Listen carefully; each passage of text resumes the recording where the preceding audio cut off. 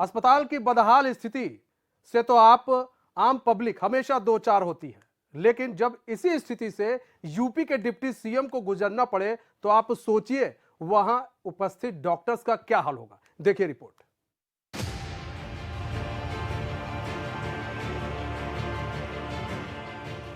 आपने कभी इसका निरीक्षण किया है? बहुत बुरी हालत है। कैसे आपने निरीक्षण किया? आप सोचिए, ऊपर वाले फ्लोर पे तो रूम के दरवाजे ही नहीं खुले, ताला ही नहीं खुला कभी आपने। हमारे पास 2 प्लेटफार्म है, 2 डेड बॉडी हमने फर्श पे रखी हुई है। ये तो तरीका ठीक नहीं है नहीं। मैं बहुत दुखी हूँ। आपने पूरे सिस्टम को चौपट करके रखा हुआ है। डीप फ्रीजर बंद पड़ा है और शव फर्श पर पड़े हैं। ये आपकी जिम्मेदारी है। ये बातें हम नहीं बोल रहे, बल्कि यूपी के डिप्टी सीएम ब्रजेश पाठक बोल रहे हैं। अब जरा इन तस्वीरों पर नजर मार लीजिए। काई खाती वॉश बेसिन, जर्जर अवस्था में पड़ी एम्बुलेंस, शिकायत करते ही ये आम पब्लिक। ये तस्वीर जरूर आपको आम लग रही है, लेकिन ये आम नहीं। ये सूरत हाल है एमएमजी अस्पताल का, जहां सुविधाएं तो हैं पर कहने मात्र के लिए। साहब, डिप्टी सीएम का दौरा हुआ तो अस्पताल कर्मचारी जितना छिपा सकते थे उतना छिपा ली, लेकिन कहते हैं ना, तस्वीरें बोलती है। हुआ भी यही। अस्पताल की बदहाल स्थिति वहां की तस्वीरों ने डिप्टी सीएम को बयां कर दी। ये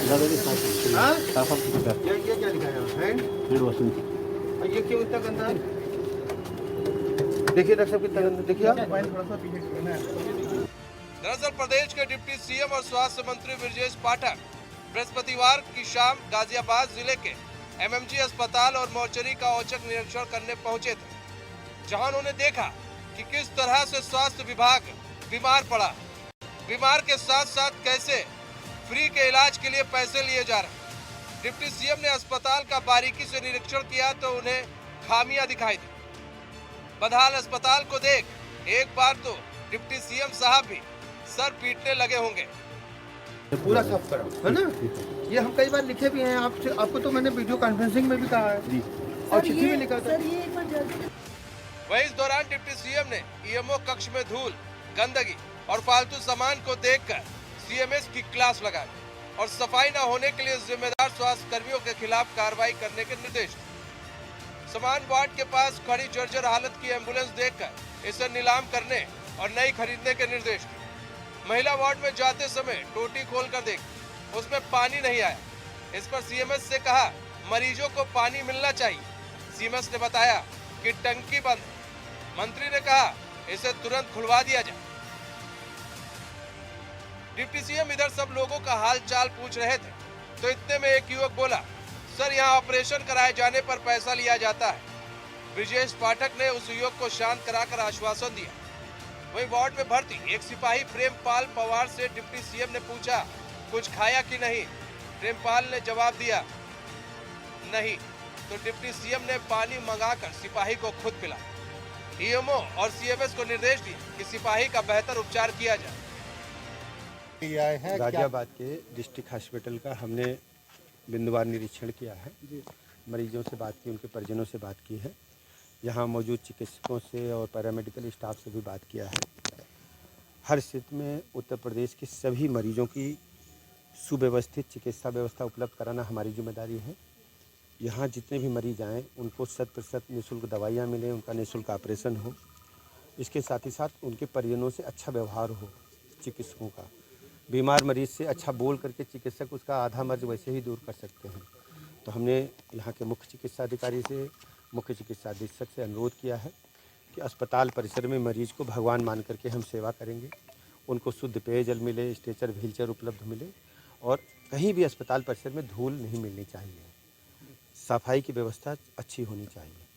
तो जो कमियां मिली उनको सुधारने के हमने निर्देश दिए हैं।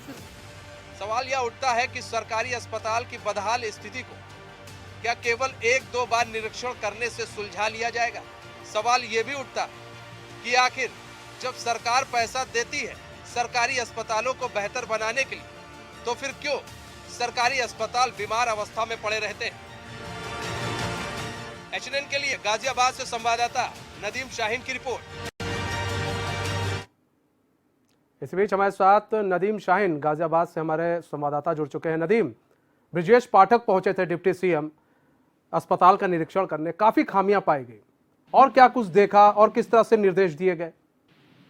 देखिए मनीष, मैं बता दूं आपको, गाजियाबाद लगभग 4:00 पर गाजियाबाद मेट्रो से, दिल्ली मेट्रो से पहुंचे थे, जो कि शहीद स्मारक स्टेशन है, वहां पर वो उतरे थे। उसके उतरने के बाद सीधे जो मौसरी है, जो सब घर है, वहां पर वो पहुंचे थे, जिसके बाद उन्होंने पूरा बारीकी से निरीक्षण किया था। हालांकि कहा यह जा रहा है कि गाजियाबाद के मसूरी इलाके में कुसली के पास एक भयंकर एक्सीडेंट हुआ था, जिसमें 4 लोगों ने मौके पर ही जान गंवा दी थी, जिसके चलते चारों के शव वहां पर रखे हुए थे। ऑलरेडी पहले से भी शव वहां पर थे, तो कुल मिलाकर 11 शव वहां मौजूद थे, जिनकी हालत बेहद खराब थी। हालांकि वहां पर बारीकी से निरीक्षण किया गया, जिसके बाद तमाम खामियां पाई। तमाम खामियों के साथ साथ वहां पर उनके स्वागत के लिए पहले से ही गाजियाबाद के जिलाधिकारी मौके पर पहुंचे हुए थे, जो कि साथ लेकर मोर्चरी गए थे, और मोर्चरी में ही उन्हीं के फोन से गाजियाबाद के सीएमओ हैं उनको फटकार लगानी शुरू कर दी थी।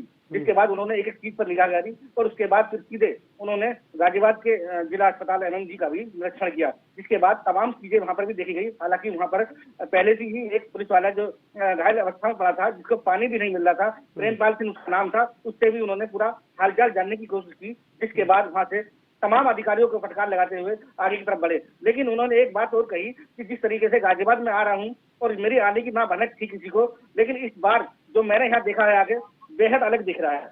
जी, किस तरह से, क्या चीज अलग दिख रही है उन्हें?